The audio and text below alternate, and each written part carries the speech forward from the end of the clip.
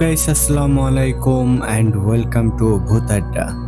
শুরু হয়ে গেল ভূত আড্ডার আরও একটি নতুন এপিসোড। আর বরাবরের মতোই আপনাদের সাথে আছি আমি, ইমরান এইচ খান। আজকেও আপনাদের জন্য নিয়ে এসেছি পরপর 3টি ভয়ঙ্কর ঘটনা। আশা করি আজকের ঘটনাগুলো আপনাদের অনেক বেশি ভালো লাগবে। তো আজকে আপনাদের জন্য প্রথমে যে ঘটনাটি থাকছে সেটি হচ্ছে আমাদের একজন লিসেনার, আমাদের একজন বন্ধু রনি ভাইয়ের বানররূপী জিন নামক একটি দুর্দান্ত ভয়ঙ্কর ঘটনা। আশা করছি এই ঘটনাটি আপনাদের অনেক বেশি ভালো লাগবে। ভয়ঙ্কর সুন্দর বলতে একটা শব্দ আছে না, ঠিক সেটাই মনে হবে আপনাদেরকে এই ঘটনা শুনে। তো এরপর আপনাদের জন্য থাকছে আমাদের আরেকজন বন্ধু, আমাদের আরেকজন ভাই, আমাদের ইউটিউব চ্যানেলের প্রথম অফিসিয়াল স্টোরি টেলার রাসেল রাজ ভাই। হ্যাঁ, আপনাদের সবার প্রিয় রাসেল রাজ ভাইয়ের পরি নামক একটি দুর্দান্ত ভয়ঙ্কর ঘটনা। আশা করি এই ঘটনাটি আপনাদের অনেক অনেক বেশি ভালো লাগবে। দেখতে হবে তো, আমাদের প্রথম অফিসিয়াল স্টোরি টেলার লিখেছেন। তো আশা করছি এই ঘটনাটি আপনারা অনেক বেশি এনজয় করবেন। এরপর থাকছে আপনাদের জন্য আমাদের আরেকজন বন্ধু, আমাদের আরেকজন ভাই কামরুল হাসান ভাইয়ের মহাসড়কের আতঙ্ক নামক আরও একটি রহস্যময় দুর্দান্ত ঘটনা। আশা করি সব মিলে আজকের এপিসোডটি আপনাদের ভীষণ রকম ভালো লাগবে। তো মূল ঘটনায় যাওয়ার আগে আপনাদেরকে আবারও বলতে চাই, আপনারা যারা এখনও আমাদের চ্যানেলটিকে সাবস্ক্রাইব করেননি দ্রুত সাবস্ক্রাইব করে ফেলুন, যাতে করে আমাদের পরবর্তী সকল আপডেট সবার আগে আপনার কাছে পৌঁছে যায়। আর আপনারা যারা আমাদেরকে ঘটনা পাঠাতে আগ্রহী তাদের জন্য 2টি বই আছে। প্রথমত আপনারা সরাসরি আমাদেরকে হোয়াটসঅ্যাপে নক দিতে পারেন, আর আমাদের হোয়াটসঅ্যাপ নাম্বারটি আমাদের ডেসক্রিপশন বক্সে এবং কমেন্ট বক্সে প্রিন্ট আপ করা আছে। এছাড়াও আপনারা চাইলেই কিন্তু আমাদেরকে ইমেলের মাধ্যমেও ঘটনা পাঠাতে পারেন, আর আমাদের ইমেল অ্যাড্রেসটি হচ্ছে bhutadda.stories@gmail.com। তো আপনাদের জানা শোনা সেরা ভয়ের ঘটনাগুলো আমাদেরকে লিখে কিংবা ভয়েস ক্লিপ আকারে পাঠিয়ে দিতে পারেন। তো আপনাদের কাছে একটাই অনুরোধ করব, সেটা হচ্ছে কেউ কোনো ঘটনা কপি করে আমাদেরকে দেবেন না দয়া করে। কপি ঘটনাগুলো আমরা প্রকাশ করতে পারবো না বা আমরা প্রকাশ করতে আগ্রহী না। তাই বলবো, আপনারা কেউ এরকম কারো ঘটনা কপি করে আমাদেরকে দেবেন না, এতে আপনাদের পরিশ্রমটাই বৃথা যাবে। আশা করি আপনারা বুঝতে পেরেছেন। আপনাদের এলাকা ভিত্তিক বা আপনাদের আশেপাশের মুরব্বীদের কাছ থেকে জানাশোনা সেরা ভয়ের ঘটনাগুলো আমাদের সাথে শেয়ার করতে পারেন। আর কেউ যদি অন্যদের ঘটনা কপি করে আমাদেরকে পাঠানো আমরা যদি বুঝতে পারি, তাহলে ভাই সেক্ষেত্রে আপনার ঘটনাটা আমরা প্রকাশ করব না। এজন্য যদি কষ্ট পান তাহলে আমাদের কিছু করার নেই ভাই। আমরা সবার কাছে ইউনিক ঘটনাগুলো চাই। আমরা চাই আমাদের নিজস্ব ঘটনাগুলো দিয়েই আমাদের এই শোটা নিয়মিত আপনাদেরকে বিনোদন দেখ। তো সেই ক্ষেত্রে আপনাদের কাছে রিকোয়েস্ট থাকবে, আপনারা কেউ কারো ঘটনা কপি করে কখনোই দেবেন না। তো আর কথা বাড়াবো না, এখন সরাসরি চলে যাব আজকের প্রথম ঘটনায়।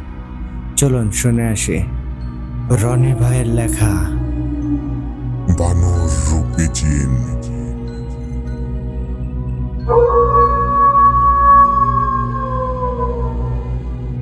ঘটনাটি আমাকে ঠিক যেইভাবে লিখে পাঠিয়েছেন আমি চেষ্টা করছি ঠিক সেভাবেই আপনাদের মাঝে উপস্থাপন করতে। লিখছেন, প্রাণপ্রিয় ইমরান ভাই ও ভূত আড্ডার সকল লিসেনার এবং ভূত আড্ডা টিমের সবাইকে আমার সালাম জানাই। আসসালামু আলাইকুম। কেমন আছেন আপনারা সবাই? আশা করি আল্লাহর রহমতে সবাই ভালো আছেন। ইমরান ভাই, আমি ভূত আড্ডার একজন লিসেনার আর আপনার অনেক বড় ভক্ত। আপনার কণ্ঠে ঘটনা শুনলে অনেক ভালো লাগে। আমি ভূত আড্ডার নতুন লিসেনার। ভূত আড্ডার লিসেনাররা অনেক ঘটনাই শেয়ার করে, তাই আমিও ভাবলাম একটা ঘটনা শেয়ার করব। লেখালেখির তেমন অভ্যাস নেই, তাই আপনাকে কষ্ট করে আমার লেখাটা পড়তে হবে। আগে আমার নাম পরিচয় দিয়ে নেই। আমার নাম রনি। আমার বাড়ি জয়পুরহাট। আমি বর্তমানে একটা ছোটখাটো জব করি। আজ যে ঘটনা শেয়ার করব সেটা ঘটেছে আমার বাবার সাথে। এই ঘটনাটা একটু অন্যরকম ঘটনা। এই ঘটনা শুনলে বুঝতে পারবেন একটা মানুষের সাহস কতটা হতে পারে। ঘটনা শুরু করার আগেই বলে দিচ্ছি, আমার বাবা ভীষণ সাহসী একজন মানুষ। আমার বাবার সাথে ঘটনাটা ঘটে ২০০০ সালের দিকে। আমার বাবা একজন কৃষক। জমি চাষ করার পাশাপাশি আমাদের একটা পুকুর আছে। আমার বাবা একাই সবকিছু দেখাশোনা করে। আমার বাবা যেই পুকুরে মাছ চাষ করে সেটা আমাদের পুকুর। ১৯৯০ সালের দিকে পুকুরটা কাটা হয়। পুকুরটা আমাদের বাড়ি থেকে বেশ কিছু দূরে। আর আজকের ঘটনাটা এই পুকুরকেই কেন্দ্র করে। পুকুর কাটার পর পুকুরে মাছ চাষ ভালোই হচ্ছিল। আমার বাবা রাতের বেলায় পুকুর পাহারা দিত। পুকুরের কাছে একটা ছোট্ট ঘর তৈরি করা ছিল। বাবা সারাদিন মাঠের কাজ শেষ করে রাতের বেলায় পুকুর পাহারা দিতে যেত। ২০০০ সালের দিকে আমার বাবা তখন তরুণ যুবক। বাবার বয়স তখন ৩০ কি ৩২ বছর। আমার বাবা যেমন সাহসী তেমনি তার শারীরিক গঠন। আমার বাবা পুরো ৬ ফুট লম্বা। আমাদের আশেপাশের ৪-৫ গ্রামে বাবার মতো সাহসী মানুষ নেই। এখনো আমার বাবা আগের মতোই সাহসী আছে। বাবা এক রাতে পুকুর পাহারা দিতে গেছে। বাবা সাথে করে একটা টর্চ লাইট নিয়ে যায়। বাবা পুকুরের কাছে ঘরে শুয়েছিল। রাতের বেলায় বাবার ঘুমটা হঠাৎই ভেঙে যায় একটা শব্দ শুনে। বাবার মনে হয় কেউ পুকুরে নেমেছে হয়তো। বাবা ঘরের বেড়ার ফাঁকা দিয়ে উঁকি দিয়ে পুকুরের দিকে তাকায়। বাবা দেখে ৩-৪টা মানুষ পুকুরে নেমেছে আর তারা ডুব দিয়ে মাছ ধরছে। বাবা এটা দেখে ভীষণ রেগে যায়। বাবা হাতে একটা লাঠি আর টর্চ লাইট নিয়ে বের হয়। বাবা চুপি চুপি বের হয়ে পুকুরের কাছাকাছি চলে যায়। পুকুরের চারপাশে কলা গাছ লাগানো ছিল। বাবা কলা গাছের আড়াল থেকে মানুষগুলোকে দেখতে থাকে। বাবা দেখে ৩জন মানুষ পুকুরের একদম মাঝ বরাবর ডুব দিয়ে মাছ ধরছে। বাবা মানুষগুলোর চেহারা স্পষ্ট দেখতে পাচ্ছিল না। বাবা সেই মানুষগুলোর দিকে লাইট মারে আর তখনই সেই ৩টা মানুষ পুকুর থেকে উঠে দৌড়ে পালিয়ে যায়। বাবা মানুষগুলোর দিকে দৌড়ে যায় কিন্তু তাদের আর খুঁজে পায় না। বাবা আবার ঘরে এসে শুয়ে পড়ে। বাবার চোখে ঘুম ঘুম ভাব। তখন বাবা আবার আগের মতোই শব্দ শুনতে পায়। বাবা এবার আস্তে আস্তে বের হয়ে আসে। বের হয়ে দেখে পুকুরে ৩জন মানুষ নেমে মাছ ধরছে। তারা ৩জন অল্প পানিতেই ছিল। বাবার তো ভীষণ রাগ হয় এটা দেখে। বাবা হাতে লাঠি নিয়ে আস্তে আস্তে পুকুরে নামতে থাকে।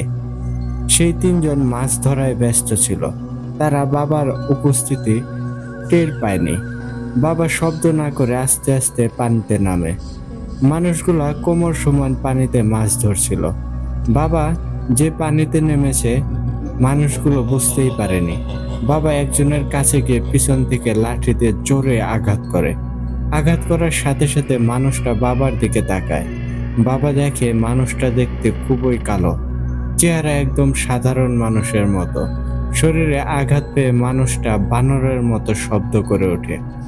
বাবা একজনকে আঘাত করাতে বাকি ২জন সাথে সাথে পানিতে ডুব দেয়।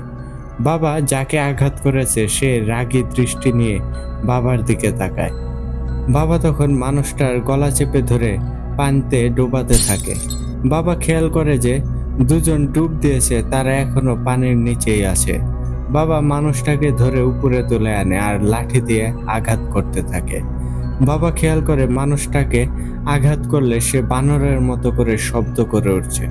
বাবা এতটাই রেগেছিল সেটা বাবা তেমন গুরুত্ব দেয় না। বাবা একের পর এক আঘাত করতেই থাকে। মানুষটা মাটিতে গড়াগড়ি করতে থাকে। এভাবে আঘাত করার পর বাবা শুনতে পায় চারপাশে যেন বানর ডাকছে। অনেকগুলো বানর একসাথে হয়ে ডাকাডাকি করলে যেমন শব্দ হয় ঠিক তেমন চেঁচামেচির শব্দ। বাবা চারদিকে লাইট মারে কিন্তু কিছুই দেখতে পায় না। তারপর বাবা যখন মানুষটার দিকে লাইট মারে বাবা তখন একটু ঘাবড়ে যায়। কারণ বাবা দেখে সে এত সময় মানুষ ভেবে আঘাত করছিল সে কোনো মানুষ নয়। বাবা লাইটের আলোয় দেখতে পায় তার সামনে বানর রূপী একটা মানুষ দাঁড়িয়ে আছে, যার পুরো শরীর কালো লোমে ভরা, মানুষের মতো হাত পা, কিন্তু মাথাটা বানরের মতো। বাবা বুঝতে পারে সে ভুল করে মানুষ ভেবে একটা পিশাচকে হয়তো আঘাত করে ফেলেছে। এদিকে সেই পিশাচটা বাবার দিকে তাকিয়ে রাগী দৃষ্টিতেই একভাবে তাকিয়ে আছে। ইমরান ভাই, সেখানে যদি অন্য কোনো মানুষ থাকতো তাহলে হয়তো সে ভয় পেয়ে চিৎকার করে সেখান থেকে পালাতো, কিন্তু আমার বাবা সেটা না করে তার উল্টো কাজটা করে। বাবা তখন সেই পিশাচের উদ্দেশ্যে বলে, শয়তান, তুই আমার পুকুরে মাছ খাস কেন? একবার যখন তোদের তাড়িয়ে দিলাম, পরে আবার কেন আসলি? শুধু শুধু আমার হাতে মার খেলি। আমি ইচ্ছা করে তোরে মারিনি, তোকে ভুল করে মানুষ ভেবে মেরেছি। তুই এখান থেকে চলে যা, আর এখানে আসবি না। আমি গরিব মানুষ, তোরা যদি মাছ খেয়ে শেষ করে দিস তাহলে আমি কি বিক্রি করব? আমার কোনো ক্ষতি করিস না তোরা। আমার ভুল হয়ে গেছে, আমাকে মাফ করে দে। আমার পরিবারের কারো কোনো ক্ষতি করিস না তোরা। বাবা পিশাচটাকে কথাগুলো বলার কারণ ছিল, আমার দাদা বাবাকে বলেছিল ভুলে যদি এমন কাউকে আঘাত করা হয় তাহলে তার কাছে মাপ চাইতে হয়, না হলে পরে তারা অনেক ক্ষতি করে। তাই বাবা পিশাচটার কাছে মাপ চায়। সেই পিশাচটা বাবার কথার জবাব না দিয়ে শুধু বানরের মতো শব্দ করে, তারপর এক লাফে পুকুরে নেমে পানিতে ডুব দেয়। বাবা কিছু সময় পুকুরের দিকে তাকিয়ে থাকে। সেই পিশাচটা আর উঠে আসে না। বাবা মনে মনে বেশ দুঃখ পায়, আবার ভয়ও পায়, কারণ জিন বা পিশাচটাকে আঘাত করলে ওরা সুযোগ পেলেই ক্ষতি করতে পারে। বাবাও সেই ভয়টাই পাচ্ছিল। সেদিন রাতে বাবা বাড়ি চলে আসে। বাড়িতে এসে বাবা মাকে সব কথা খুলে বলে। মা সব ঘটনা শুনে অনেক বেশি ভয় পেয়ে যায়, বাবাকে পুকুর পাহারা দিতে যেতে না করে। কিন্তু বাবা মায়ের কথায় কোনো পাত্তা দেয় না। পরের দিন সকালবেলায় মা দাদাকে বিষয়টা বলে। দাদাও বাবাকে পুকুর পাহারা দিতে নিষেধ করে, কিন্তু বাবা দাদার কথাও শোনে না। দাদা বাবাকে সাবধানে থাকতে বলে। ইমরান ভাই, একটা কথা বলে রাখা দরকার, আমার বাবা কিন্তু টুকটাক অনেক কিছুই জানতো। কম শক্তিশালী জিন বা পিশাচকে বাবা আটকে ফেলতে পারত, এজন্যই বাবা তেমন একটা ভয় পেত না। এই ঘটনার পর ৩-৪ দিন বাবা পুকুর পাহারা দিতে যায় না। ৩-৪ দিন পর বাবা আবারও পুকুর পাহারা দিতে যায়। বাবা রাতের বেলায় সেই ঘরে শুয়েছিল। রাতের বেলায় বাবা শুনতে পায় তাকে আমার ছোট চাচা ডাকছে। বাবা উঠে দেখে ছোট চাচা দাঁড়িয়ে আছে। বাবা ছোট চাচাকে জিজ্ঞেস করে কি হয়েছে। তখন ছোট চাচা জানায় দাদা অসুস্থ হয়ে গেছে, তাই তাকে বাড়ি যেতে হবে। বাবা তো বেশ অবাক হয়, কারণ রাতের বেলায় দাদাকে সুস্থ দেখে আসছে। তারপর বাবা ছোট চাচার সাথে বাড়ি আসতে চায়। বাবা একবার পুকুরের চারপাশে দেখে আসতে চায়, কিন্তু বাবা দেখে ছোট চাচা পুকুরে নেমে যাচ্ছে। বাবা ছোট চাচাকে ডাক দেয়, কিন্তু ছোট চাচা কোনো কথাই বলে না। বাবার কাছে বিষয়টা একটু অন্যরকম লাগে। বাবা তাড়াতাড়ি করে আবার ঘরের মধ্যে চলে যায়। ঘরের মধ্যে গিয়ে বাবা ঘরটা দোয়া করে বন্ধ করে দেয়। কিছু সময় পর বাবা শুনতে পায় অনেকগুলো বানর একসাথে ডাকাডাকি করছে। বাবার বুঝতে বাকি থাকে না সেটা ছোট চাচা ছিল না, ছোট চাচার রূপ ধরে কোনো পিশাচ এসেছিল। বাবা ঘরের মধ্যে চুপ করে বসে থাকে। সেই ঘরের দরজাটা কাঠের ছিল। হঠাৎ করে ঘরের দরজায় কেউ জোরে জোরে ধাক্কা দিতে থাকে। ঘরের চারপাশে মনে হচ্ছে অনেক মানুষ হেঁটে বেড়াচ্ছে। বাবা ভয় না পেয়ে দোয়া পড়তে শুরু করে। এদিকে দরজায় ধাক্কা দিয়েই যাচ্ছে। কিছু সময় পর ঘরের বেড়ায় ধাক্কা দিতে থাকে। এত জোরে জোরে ধাক্কা দিচ্ছে, মনে হয় ঘরটা এখনই হয়তো ভেঙে পড়ে যাবে। বাবা বুঝতে পারে ওই পিশাচটাই এইসব করছে। বাবা তখন ঘরের ভেতর থেকে বলে ওঠে, তোকে তো বলেছি আমি ইচ্ছা করে তোকে আঘাত করিনি, ভুল করে তোকে আঘাত করে ফেলেছি। আমি তোর কাছে মাপও চেয়েছি, তারপরও তুই আমাকে বিরক্ত করছিস কেন? বাবা কথাগুলো বলে চুপ করে থাকে। তারপর ঘরের বাইরে থেকে মোটা আর ভারী গলায় বাবাকে কেউ একজন বলে ওঠে, তুই ভুল করে করিস আর যাই করিস না কেন, তোর কোনো মাপ নেই। তুই আমার ভাইকে আঘাত করেছিস, তোকে তো এত সহজে মাপ করব না। তোর শাস্তি তোকে দেবই, তারপর তোকে মাপ করব। তোর সাহস থাকে তো দরজা খুলে বাইরে আয়। ঘর বন্ধ করে ঘরের ভিতরে বসে আছিস কেন? বাবা কোনো কথা না বলে চুপ করে বসে থাকে। হঠাৎ করে বাবা দেখে দরজার নিচে ফাঁকা জায়গা দিয়ে একটা চিকন হাত ঘরের ভিতরে ঢুকছে। হাতটা খুবই চিকন আর কালো পশম দ্বারা আবৃত। বাবা তখন লাঠি দিয়ে সেই হাতের ওপর আবারও আঘাত করে। আঘাত করার পর সেই পিশাচটা বানরের মতো শব্দ করে হাত বের করে নেয়। সেই পিশাচটা চিৎকার করতে করতে পানিতে লাফ দেয়।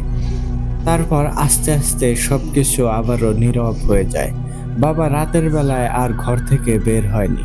ফজরের আজানের পর বাবা ঘর থেকে বের হয়। তারপর বাবা বাড়ি চলে আসে। বাবা রাতের ঘটনার কথা কাউকেই জানায় না। এমনভাবে কিছুদিন পার হয়ে যায়। বাবা দিনের বেলায় মাঠে কাজ করত আর রাতের বেলায় পুকুর পাহারা দিত। এমনভাবে মাসখানেক কেটে যায়। একদিন জমিতে পানি দেওয়ার দরকার হয়। বাবা চিন্তা করে রাতের বেলায় 10টা পর্যন্ত জমিতে পানি দেবে, তারপর পুকুর পাহারা দেবেন। বাবা দিনের বেলার কাজ শেষ করে সন্ধ্যার পর জমিতে পানি দিতে শুরু করেন। জমিতে পানি দিতে দিতে 10টা বেজে যায়। বাবা জমির চারপাশে একবার ঘুরে দেখে বাড়ি আসার রাস্তা ধরে। রাতের বেলা অন্ধকার, তেমন ভালো কিছু দেখতেও পাচ্ছিল না। বাবা জমির আইল দিয়ে হাঁটছিল। বাবা জমি পার করে মাঠের ভেতরে রাস্তায় চলে আসে। রাস্তায় তখন কোনো মানুষজন ছিল না। বাবা একা একাই হেঁটে হেঁটে বাড়ি আসছিল। কিছু রাস্তা আসার পর বাবা দেখতে পায় একটু দূরেই রাস্তার ওপর একটা সাপ শুয়ে আছে। সাপটা সাধারণ সাপের থেকে অনেক বড় আর অনেক মোটা। সাপটা আড়াআড়ি ভাবে রাস্তার মাঝে শুয়েছিল। বাবার কাছে বিষয়টা স্বাভাবিক লাগে না। বাবা দোয়া পড়ে শরীরটা বন্ধ করে ফেলে। তারপর বাবা সাপটার কাছে এগিয়ে যায়। সাপটা এমন ভাবে শুয়ে আছে, বাবা যেতেও পারছে না। বাবা রাস্তা থেকে নেমে সাপটা পার হয়ে যায়। বাবা পিছনে ফিরে দেখে তখন সাপটা সেখানে আর নেই।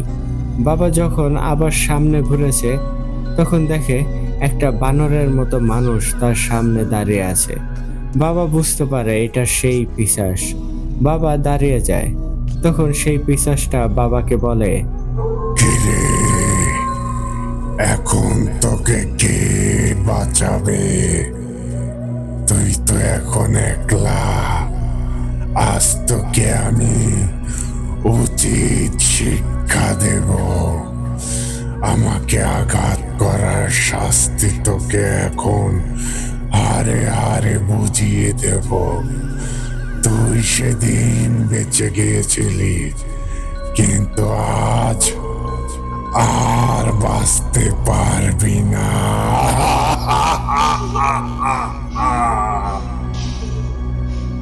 কথাগুলো বলে এই পিশাচটা বাবার উপর আক্রমণ করে বসে।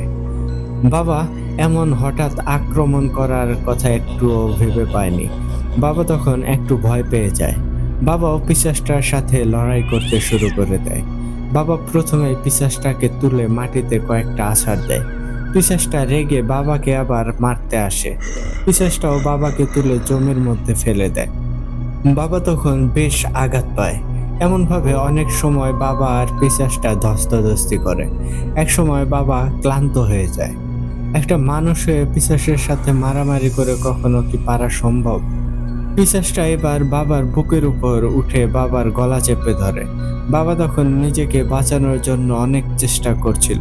শেষে বাবা উপায় না দেখে পিশাচটার হাতে কামড় দেয়।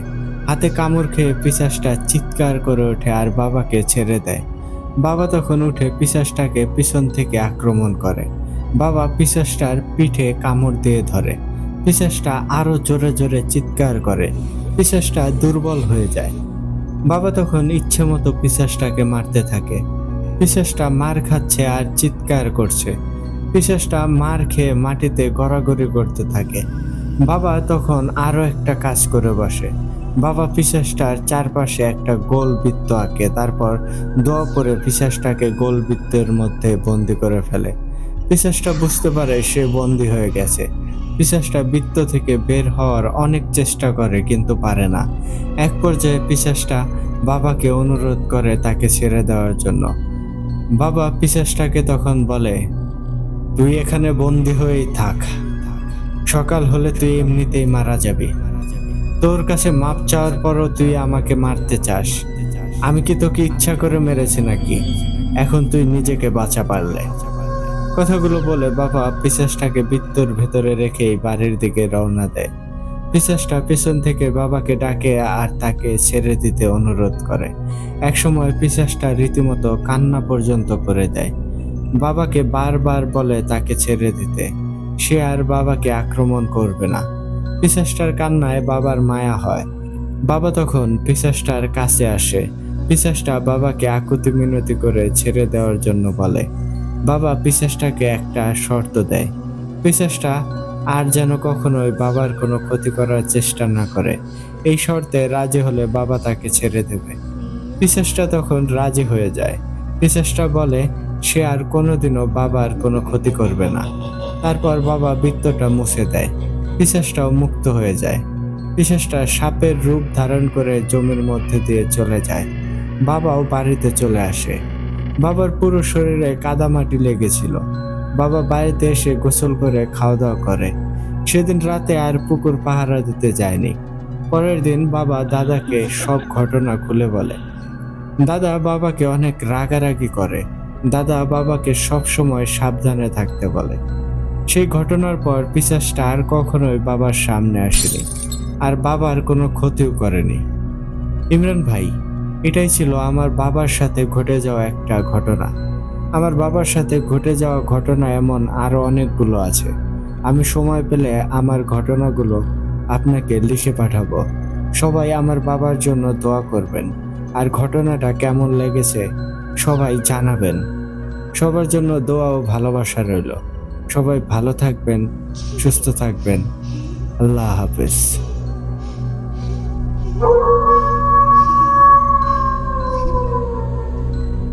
ধন্যবাদ রনি ভাই, এত সুন্দর আর এত ইউনিক একটা ঘটনা আমাদের সাথে শেয়ার করার জন্য। সত্যি ভাই, ঘটনাটা বেশ ইউনিক ছিল, কেননা আমরা সচরাচর দেখতে পাই এইসব ঘটনা যাদের সাথে ঘটে তারা হয় অজ্ঞান হয়ে যায়, নয়তো দৌড়ে পালায়। কিন্তু এখানে আপনার বাবার সাথে যেটা ঘটেছে, এক কথায় দুর্দান্ত।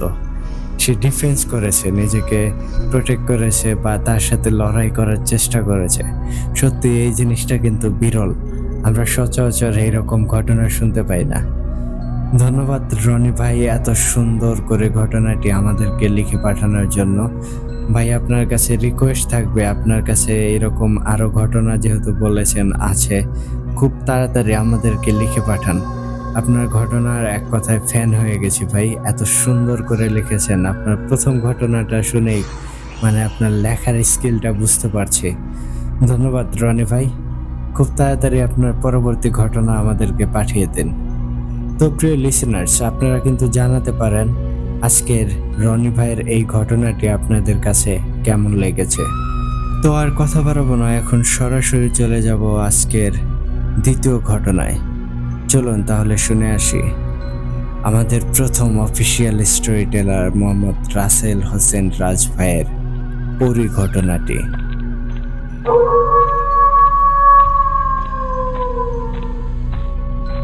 ঘটনাটি আমাকে ঠিক যেভাবে লিখে পাঠিয়েছেন, আমি চেষ্টা করছি ঠিক সেভাবেই আপনাদের মাঝে উপস্থাপন করতে। লিখছেন, আসসালামু আলাইকুম, কেমন আছেন ইমরান ভাই? শ্রোতা ভাই ও বোনেরা, আপনারা সবাই কেমন আছেন? আলহামদুলিল্লাহ, আমিও ভালো আছি। আমি মোহাম্মদ রাসেল হোসেন রাজ, বাসা সাতক্ষীরা, জেলা কলারোয়া, থানা গ্রাম বোয়ালিয়া। এটা আমার লেখা 10 নম্বর ঘটনা। আশা করি প্রতিবারের মতো আজও এই ঘটনাটা ভয়ঙ্কর রকম সুন্দর লাগবে। ইমরান ভাই, আমার লেখায় ভুল ত্রুটি হলে ক্ষমা সমৃদ্ধ দৃষ্টিতে দেখবেন। আর বেশি কথা বাড়াবো না, চলেন শুনে আসি আজকের ভয়ঙ্কর পরীর ঘটনা।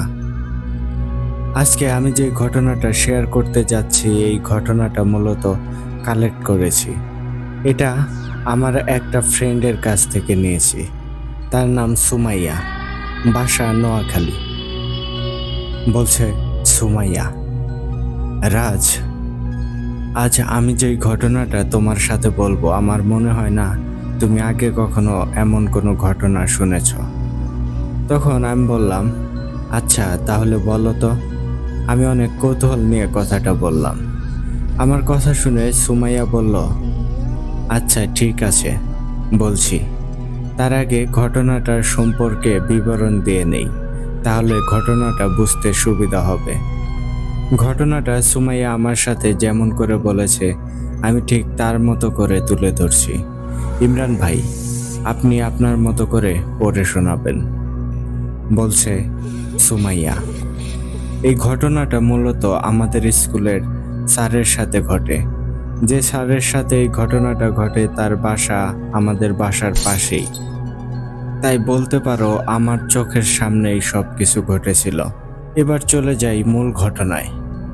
আমাদের স্যার দেখতে অনেক সুন্দর ছিল। তখনও সে বিয়ে করেনি। তার বয়স কত হবে? এই 24 কি 25 এমনই হবে। স্যার প্রতিদিন সাইকেল করে স্কুলে যাওয়া আসা করত। এমন একদিন স্যার স্কুলে যাওয়ার উদ্দেশ্যে রওনা দেয়। আমাদের স্কুলে যাওয়ার পথে একটা নির্জন রাস্তা পড়ে। সেই রাস্তার পাশে একটা বাঁশবাগান পড়ে।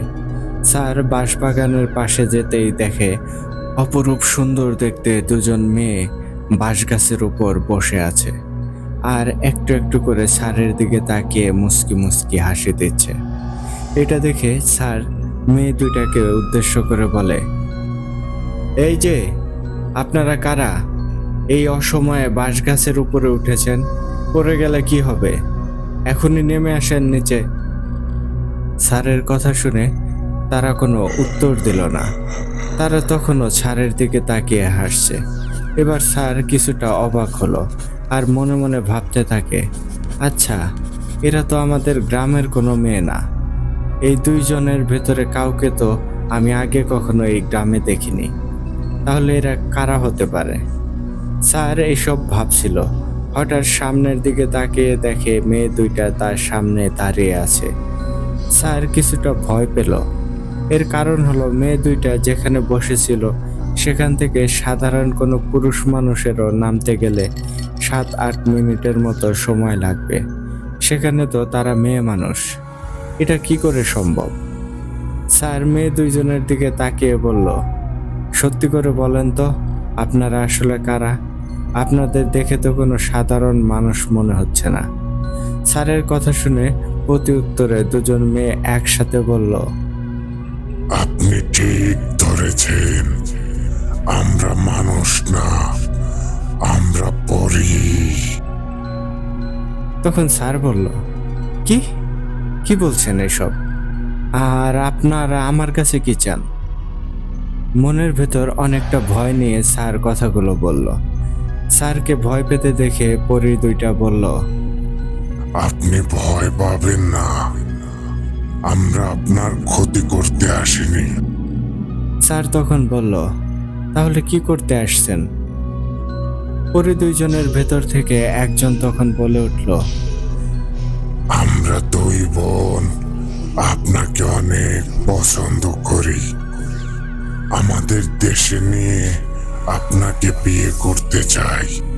পরীদের কথা শুনে স্যার বলল, এটা কি করে সম্ভব? একটা মানুষের সাথে পরীর বিয়ে, এটা কখনোই সম্ভব না। আর আমি কেন আপনাদের দেশে যাব? আমি কোথাও যাব না। স্যারের কথা শুনে পরী দুইটা একটু রাগী কণ্ঠে একসাথে বলে ওঠে, কি? তুই কি বললি? যাবি না? তোকে যেতে হবে না, আমরাই তোকে নিয়ে যাব। সাথে সাথে স্যারের সামনে থেকে পরী দুইটা অদৃশ্য হয়ে যায়। এসব দেখে স্যার একটা চিৎকার করে ওখানেই অজ্ঞান হয়ে পড়ে যায়। স্যারের যখন জ্ঞান ফেরে তখন স্যার দেখে নিজের বাসায় শুয়ে আছে, আর দেখে তার আশেপাশে অনেক মানুষ ভিড় করে দাঁড়িয়ে আছে। স্যার তখন বলে, আমি বাসায় আসলাম কি করে, আর এখানে এত মানুষ কেন? তখন ভিড়ের মধ্যে থেকে সামনে এসে একটা লোক স্যারকে বলে, আমি একটা কাজে যাচ্ছিলাম ভিতরের রাস্তা দিয়ে, হঠাৎ দেখি আপনি জ্ঞান হারিয়ে পড়ে আছেন রাস্তায়, বাঁশবাগানের পাশেই। তারপরে কিছু মানুষজন ডেকে আপনাকে বাড়িতে নিয়ে আসি। লোকটার কথা শুনে স্যার কিছু সময় চুপ করে থাকে। কিছু সময় পরে স্যার আমাদের সাথে সবকিছু বলে, যা যা তার সাথে ঘটেছিল। কিন্তু তখন তার কথা আমরা কেউ বিশ্বাস করিনি। কারণটা হলো, যার সাথে এই ঘটনাগুলো না ঘটে সে কখনোই বিশ্বাস করতেই চায় না। যাক, এসব কথা বাদ দিয়ে আবারও ঘটনার ভেতরে যাই। সেদিন রাতে স্যার নিজের রুমে ঘুমিয়েছিল। হঠাৎ তার মনে হতে থাকে তার দেহটা শূন্যে ভেসে ভেসে কোথায় যেন যাচ্ছে। অনেক সময় পার হবার পরে স্যার চোখ খুলে দেখে একটা সুন্দর পরিপাটি করে গোছানো একটা রুমের ভেতর স্যার শুয়ে আছে। আরো ভালো করে দেখে চারিদিকে মণিমুক্তা ছিটিয়ে ছিটিয়ে আছে। স্যার অনেকটা অবাক হয়, আর সাথে ভয়ও পায়, কারণ এই জায়গাটা তার একেবারেই অপরিচিত। কিছু সময় পর স্যার শুনতে পায় তার পেছন থেকে মিষ্টি কণ্ঠে তার নাম ধরে ডাকছে। স্যার সাথে সাথে পেছনে তাকিয়ে দেখে বাঁশগাছের উপরে থাকা সেই মেয়ে দুইটা। তাদেরকে দেখে স্যার ভয় পেয়ে যায়। স্যার ভয়ে ভয়ে বলে, হ্যাঁ, আমাকে যেতে দিন, আমি বাবা মায়ের একমাত্র সন্তান। আমাকে না দেখতে পেয়ে তারা টেনশন করবে, হয়তো তারা মারাও যেতে পারে, আমাকে দয়া করে যেতে দিন। পরি দুইটা স্যারের কথা শুনে বলে, সেসব পরে দেখা যাবে, এখন তুমি খাওয়া দাওয়া করে নাও। তখন স্যার বলে, না না, আমি কিছুই খাবো না, আমাকে শুধু বাড়িতে দিয়ে আসেন। স্যারের কথা শুনে পরি দুইটা এবার বলে, কি বললে? তোমাকে আমরা বাড়িতে দিয়ে আসবো? আমরা তোমাকে আমাদের রাজ্যে নিয়ে এসেছি এত তাড়াতাড়ি বাড়ি দিয়ে আসার জন্য? কখনোই না। আমাদের দুই বোনকে তোমার বিয়ে করতে হবে। পরির কথা শুনে স্যার আরো ভয় পেয়ে যায়, চুপ করে থাকে। তখন পরি দুইটা আবারও বলতে শুরু করলো, তুমি যত সময় বিয়ে করতে রাজি না হবে তত সময় এই ঘরে বন্দি থাকবে। এই কথা বলে পরি দুইটা ওখান থেকে চলে গেল। এরপর 3 দিন পরে তারা আসলো স্যারের কাছে জিজ্ঞেস করার জন্য, কিন্তু তারা বারবার একটাই উত্তর নিয়ে ফিরে যাচ্ছিল।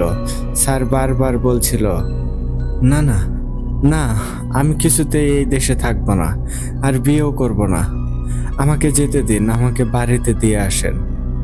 একটা সময় তারা বুঝতে পারে স্যার মরে গেলেও রাজি হবে না। ঠিক 4 দিন পরে স্যারের সামনে আসে পরি দুইটা। তারা এসে দেখে স্যারের সামনে যে খাবার রাখা ছিল সেগুলো ঠিক তেমনই আছে। তার মানে স্যার এই 4 দিন কিছুই মুখে দেয়নি। এসব দেখে পরীরা বলল, তুমি কি বাসায় যেতেই চাও? পরীদের মুখ থেকে এমন কথা শুনে স্যার কাঁপা কাঁপা কণ্ঠে বলে, হ্যাঁ, আমি আমার বাসায় যেতে চাই। তখন পরী দুইটা বলে, ঠিক আছে, তুমি বাসায় যেতে পারবে, কিন্তু আমাদের কিছু শর্ত আছে। তখন স্যার বলল, কি শর্ত বলেন? তখন পরী বলে, 1 নাম্বার শর্ত হলো তুমি বেশি সুন্দরী মেয়ের সাথে বিয়ে করতে পারবে না। 2 নাম্বার শর্ত হলো আমাদের কথা তুমি কাউকে বলতে পারবে না। আর 3 নাম্বার শর্ত হলো আমরা তোমাকে একটা মেয়ের নাম বলছি, এই মেয়েকে তুমি বিয়ে করবে। আর আমাদের কথা যদি না শোনো তাহলে তোমার অনেক বড় ক্ষতি হয়ে যাবে। স্যার তখন বাসায় আসার জন্য সব শর্ত চোখ বন্ধ করে মেনে নেয়। পরি দুইটা স্যারকে চোখ বন্ধ করতে বলে। চোখ বন্ধ করার পর কিছু সময় পরে স্যার একটা ঝাঁকুনি অনুভব করে। ঠিক তখনই চোখ খুলে দেখে সে তার বিছানায় শুয়ে আছে। কিছু সময় পরে স্যার জোরে জোরে চিৎকার করতে থাকে। তখন বাড়ির আশেপাশের মানুষ ঘরের ভেতরে গিয়ে দেখে ঘরের ভেতরে স্যার চিল্লাচিল্লি করছে। আমরা ঘরের ভেতরে গিয়ে নিজের চোখকেই বিশ্বাস করাতে পারছিলাম না। কারণটা হলো আমরা এই 3 দিন ধরে স্যারকে বিভিন্ন জায়গায় খুঁজেও পাইনি, আর এখন দেখি ঘরের ভেতরে। এটা কি করে সম্ভব? কিছু মানুষ স্যারের সামনে গিয়ে জিজ্ঞেস করে সে এই 3 দিন কোথায় ছিল। তখন স্যার আমাদের সাথে সব কিছু বলেন, তার সাথে যা যা হয়েছে। এই পর্যন্ত সব কিছুই ঠিকঠাকই ছিল, কিন্তু কিছুদিন পরে স্যার একটা সুন্দরী মেয়ে দেখে বিয়ে করে। ঠিক এটাই ছিল তার জীবনের অনেক বড় একটা ভুল। স্যার ভেবেছিল পরীরা তাকে মনে হয় এমনিতেই কথাটি বলেছিল, কিন্তু স্যার এটা জানতো না পরীরা তার পেছনে এখনো পড়ে আছে আর সব সময় তার উপর নজর রাখছে। স্যার বিয়ে করেছে এই 3 মাসের মতো হবে, এর ভেতরে কোনো সমস্যা হয়নি, কিন্তু সে প্রতি রাতে একটা দুঃস্বপ্ন বারবার দেখত। 2টা কুকুর তার দিকে ছুটে আসছে আর অদৃশ্য থেকে কারা যেন বলতো, আমাদের কথা দিয়ে তুই একটা কথাও রাখিসনি, এর ফল খুব খারাপ হবে, খুবই খারাপ। এই কথা শুনে স্যার ঘুম থেকে চিৎকার করে উঠে পড়ত। এসব দেখে তার স্ত্রী কি হয়েছে জিজ্ঞেস করলে স্যার কিছুই বলতো না। স্যারের মুখে এই কথাগুলো শুনে স্যারের স্ত্রী ভাবতো হয়তো খারাপ কোনো স্বপ্ন দেখেছে। একদিন রাতে স্যার ঘুমিয়েছিল, সেদিনও স্যার একই স্বপ্ন দেখে, কিন্তু সকালে যেই না ঘুম থেকে উঠতে যাবে ঠিক তখনই অনুভব করে স্যারের একটা পা নাড়াতে পারছে না। তারপর স্যারের বাসা থেকে অনেক ডাক্তারি কবিরাজ দেখানো হয়, কিন্তু তাতে কোনো লাভ হয়নি। স্যার আর কখনোই সোজা হয়ে দাঁড়াতে পারেনি। এটাই ছিল আমাদের স্যারের সাথে ঘটে যাওয়া একটা ঘটনা। তো ইমরান ভাই, এই ছিল আমার বান্ধবীর থেকে কালেক্ট করা একটা ঘটনা। তার বাসা নোয়াখালী আর তার নাম সুমাইয়া। আমার লেখার ভেতরে ভুল ত্রুটি হলে ক্ষমা সমৃদ্ধ দৃষ্টিতে দেখবেন। শ্রোতা ভাই ও বোনেরা, আপনাদের কাছে কেমন লাগলো ঘটনাটা কমেন্ট করে জানিয়ে দেবেন। আর বেশি কথা বাড়াবো না, আজকের মতো চলে যাচ্ছি। কথা হবে অন্য কোনো ভয়ঙ্কর ঘটনাতে। ইমরান ভাই, যাওয়ার আগে একটা কথা বলে যাই। ভাই, আমরা সব সময় আপনাদের পাশে আছি এবং ভূত আড্ডা টিমের সাথে আছি। আপনারা আরো অনেক দূর এগিয়ে যান, আর মনে রাখবেন নষ্ট ফল এমনিতেই ঝরে পড়ে যাবে। আমার কথায় আপনারা কেউ মনে কষ্ট নেবেন না। আমি এই কথাটা সবার জন্য বলিনি, যাদের জন্য বলেছি তারা ভালো করেই বুঝে যাবে। সবাইকে অনেক ধন্যবাদ। সবাই ভালো থাকবেন। আর ইমরান ভাই, আপনারা মন দুর্বল করবেন না। মনে রাখবেন সত্যের জয় সবসময়ই হয়। আসসালামু আলাইকুম।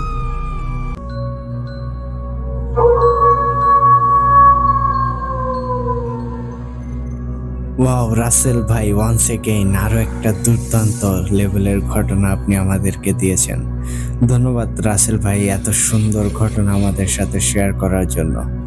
সেই সাথে আমি সবার মাঝে অফিসিয়াল ভাবে অ্যানাউন্সমেন্ট করে দিচ্ছি, সেটা হচ্ছে আমাদের রাসেল রাজ ভাই আজকে থেকে ইভেন এই স্টোরির পর থেকে আমাদের অফিসিয়াল স্টোরি টেলার হিসেবে আমাদের ভূত আড্ডা টিমের সাথে যুক্ত হয়ে থাকবেন। আপনারাও যদি রাসেল রাজ ভাইয়ের মতো আমাদের সাথে যুক্ত হতে চান তাহলে চটজলদি বেশ কিছু ঘটনা আমাদেরকে পাঠিয়ে দিন। সেই সাথে আমাদের অফিসিয়াল স্টোরি টেলার হিসেবে আমাদের সাথে যুক্ত হয়ে যেতে পারেন। ইভেন আমাদের হোয়াটসঅ্যাপ গ্রুপে আমাদের সাথে রেগুলার আড্ডা দিতে পারেন। আশা করি বুঝতে পেরেছেন। তো ওয়ান্স এগেইন রাসেল রাজ ভাই, আপনাকে কংগ্রেচুলেশনস আমাদের টিমে যুক্ত হওয়ার জন্য। আর আশা করি এরকম দুর্দান্ত ঘটনা আপনার কাছে সবসময় পাবো। আর এখন থেকে চেষ্টা করব রাসেল রাজ ভাইয়ের ঘটনাগুলো সপ্তাহে একটা দিন ফিক্স করে আপনাদেরকে শোনানোর। আমরা চেষ্টা করব আগামী সপ্তাহ থেকে রাসেল রাজ ভাইয়ের একটা নির্দিষ্ট দিনে রাসেল রাজ ভাইয়ের ঘটনা আপনাদের মাঝে উপস্থাপন করার। তো রাসেল রাজ ভাই, ওয়ান্স এগেইন আপনাকে ধন্যবাদ ভাই, অসংখ্য ধন্যবাদ জানাই এইভাবে আমাদের সাথে থাকার জন্য, এইভাবে আমাদের পাশে থাকার জন্য। তো প্রিয় শ্রোতা বন্ধুগণ, আপনারা কিন্তু অবশ্যই কমেন্ট করে জানাতে পারেন রাসেল রাজ ভাইয়ের এই ঘটনাটি আপনাদের কাছে কেমন লেগেছে। তো আর কথা বাড়াবো না, এখন সরাসরি চলে যাব আমাদের সর্বশেষ ঘটনায়। চলুন তাহলে শুনে আসি কামরুল হাসান ভাইয়ের মহাসড়কের আতঙ্ক।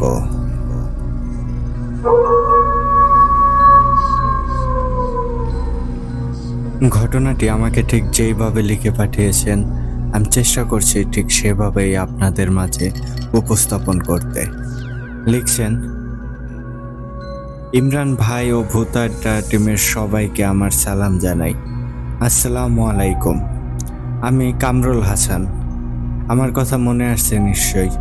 আমি এর আগেও আপনাদেরকে 2টি ভয়ঙ্কর ঘটনা লিখে পাঠিয়েছিলাম এবং ইমরান ভাই তার কণ্ঠে সুন্দরভাবে আমার ঘটনাটি আপনাদেরকে পড়ে শুনিয়েছে। আশা করি এবার মনে পড়েছে। হ্যাঁ, আমি সেই কামরুল হাসান।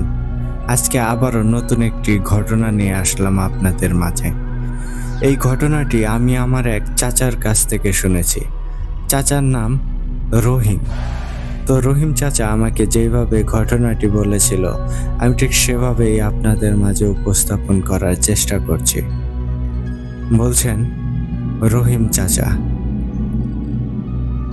হালকা পশলা বৃষ্টি হচ্ছে। রাত তখন 11টা হবে।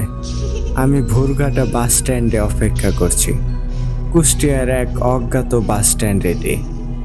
চারদিকে শুনশান নীরবতা। দূর থেকে শিয়ালের ডাক ভেসে আসছিল। কুকুর আর শিয়ালের ডাক শোনা যায় থেমে থেমে। এই গ্রামে বিদ্যুৎ নেই বলে রাতে নামে অনেক বেশি অন্ধকার। বাসের কাউন্টারে একটা আধময়লা হ্যারিকেন জ্বলছে।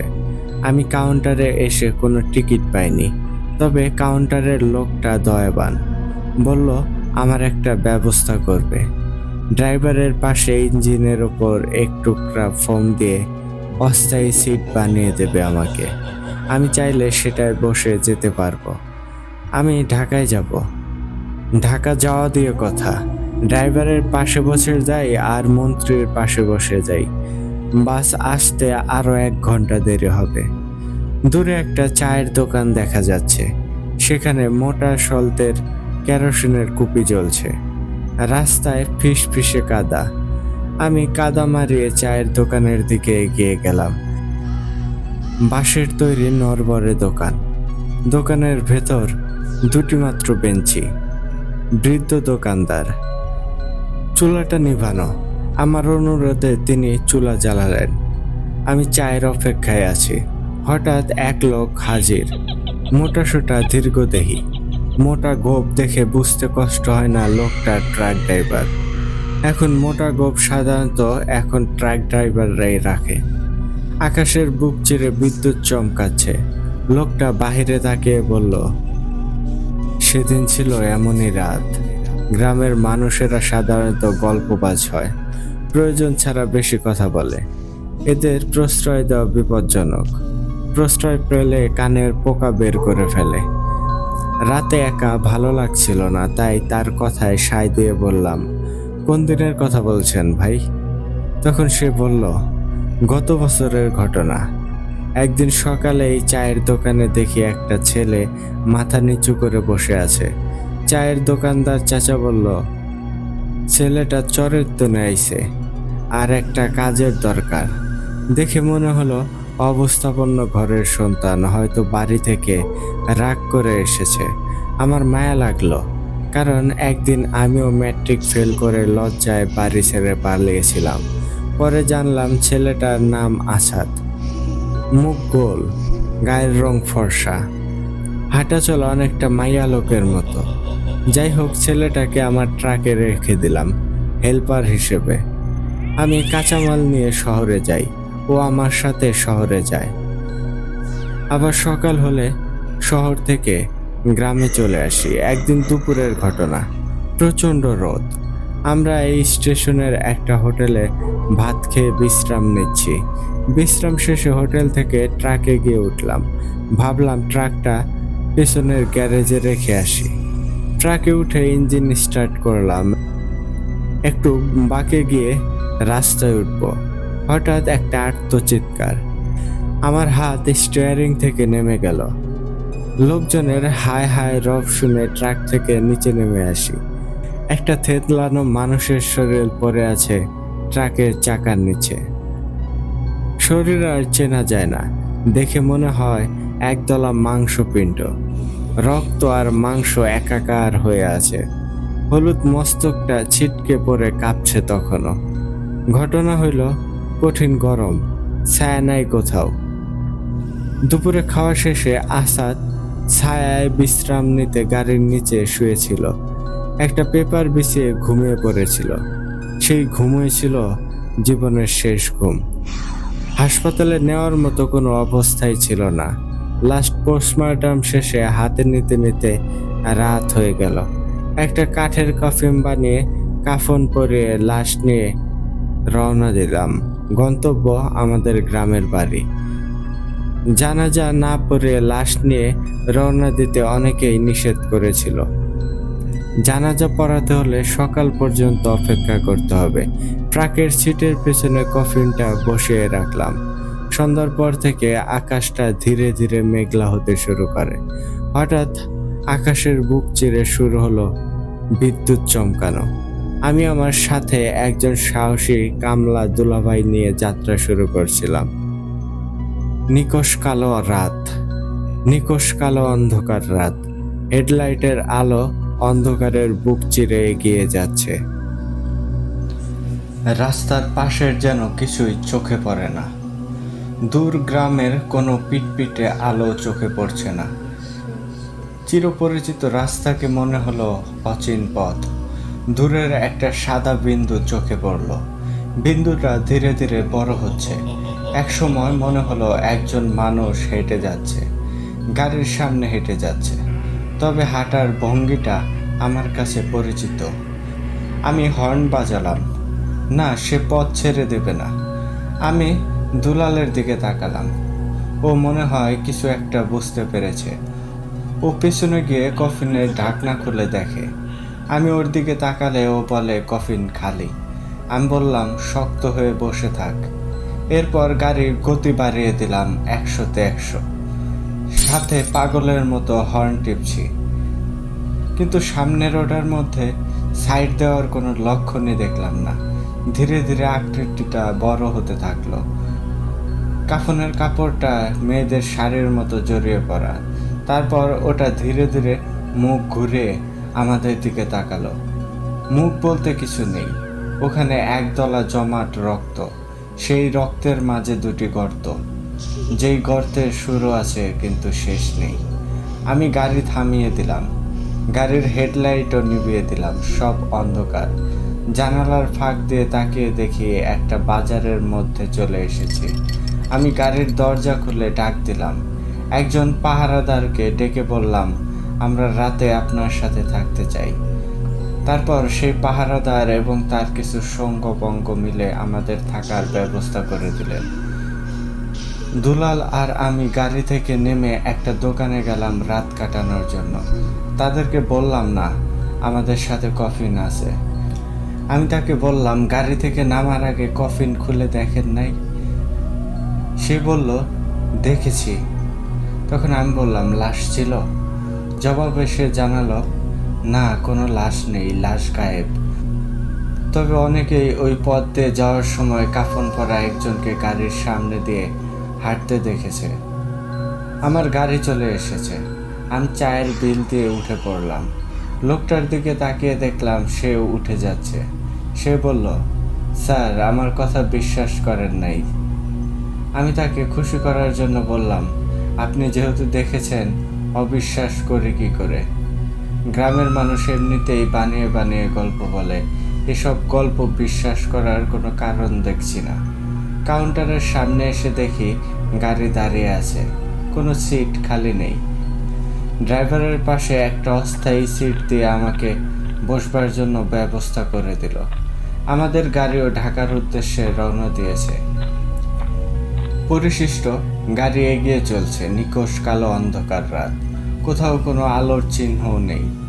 থেকে থেকে বিদ্যুৎ চমকাচ্ছে, সাথে মেঘের কাফনটাও আর্তনাদ করছে। আমি ড্রাইভারের দিকে তাকিয়ে দেখি তিনি হাত দিয়ে কপালের ঘাম মুছছেন। একটু পরেই পাগলের মতো হর্ন টেপা শুরু করলেন। দূরে তাকিয়ে দেখি একটা সাদা বিন্দু ধীরে ধীরে বড় হচ্ছে। ব্রিজের রেলিং টেঙে গাড়ি নদীতে পড়ার আগে আমিও সেই জমাট বাঁধা রক্তাক্ত মুখ দেখেছি। এরপর সীমাহীন লালচে গর্তের অতলে আমরা হারিয়ে গেলাম। এরপর আর আমার কিছু মনে নেই। যখন চোখ মেলে তাকালাম, আমি দেখলাম আমি ওই এলাকার একটা গ্রাম্য পরিবেশে একটা গাছের নিচে শুয়ে আছি, আর আমার আশেপাশে অনেক মানুষ দাঁড়িয়ে আমার দিকে তাকিয়ে আছে। তখন আমি যখন সচেতন হই, তখন তাদেরকে জিজ্ঞেস করি কি হয়েছিল। তখন তারা জানায় আমি নাকি পানির উপরে ভাসছিলাম। তখন তারা এটা দেখতে পেয়ে আমাকে উদ্ধার করে আনে। আরও বেশ কিছু লাশ তারা উদ্ধার করেছে। আমি একমাত্র যে ওই বাসে থাকা জীবিত ফিরেছি। তো ইমরান ভাই, এটাই ছিল রহিম চাচার সাথে ঘটে যাওয়া একটা ঘটনা। আশা করি এই ঘটনাটা আপনার কণ্ঠে অনেক ভালোভাবে উপস্থাপন করবেন। তো আবারও আপনাদেরকে নতুন কোনো ঘটনা লিখে পাঠাবো। সবাই ভালো থাকবেন আর ভূত আড্ডার সাথেই থাকবেন। আসসালামু আলাইকুম।